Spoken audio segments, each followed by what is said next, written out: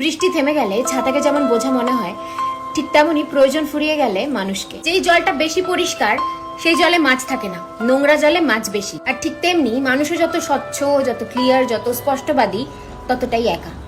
আর যে মিথ্যুক সে সবার প্রিয়।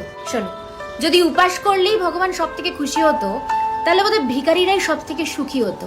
কারণ সব থেকে বেশি খালি পেটে তো ওরাই থাকে। যে কোনো বিষ শরীরে গেলে সেটা ট্রিটমেন্ট করা যায়, কিন্তু কানে দেওয়া বিষ সেটার কোনো ট্রিটমেন্ট নেই। শকুনি মামা যদি দুর্যোধনের কানে বিষ না দিত, তাহলে মহাভারত হতো না। আর যদি কুজি মন্থরা কৈকেয়ীর কান না ভরতো, তাহলে শ্রী রামচন্দ্রকে 14 বছরের বনবাসেও যেতে হতো না। ইন্টারেস্টিং না? একটা জলের ফোঁটা যদি কাদায় পড়ে সেটা কাদা হয়ে যায়, আর সেই জলের ফোঁটাটাই যদি গঙ্গা জলের মধ্যে পড়ে তাহলে সেটা গঙ্গা জল। জলটা তো একই, বাট পরিবেশটা ইম্পর্টেন্ট, যে তুমি কখন কার সাথে মিশছো। দেখতে তো দুজনেই কালো, কিন্তু আওয়াজ বের করলে বোঝা যায় যে কে কাক আর কে কোয়েল। ঠিক সেরকমই মানুষের স্বভাব আর ব্যবহার দেখে বোঝা যায় যে কে আসল শিক্ষিত আর কে মূর্খ।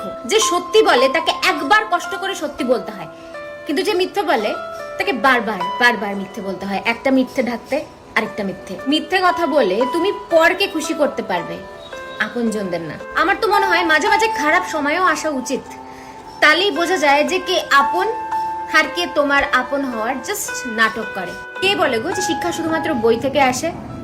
মানুষ আর জীবন যে শিক্ষা দেয় সেটা কোনো পাঠ্যপুস্তক দিতে পারে না। Download ShareChat.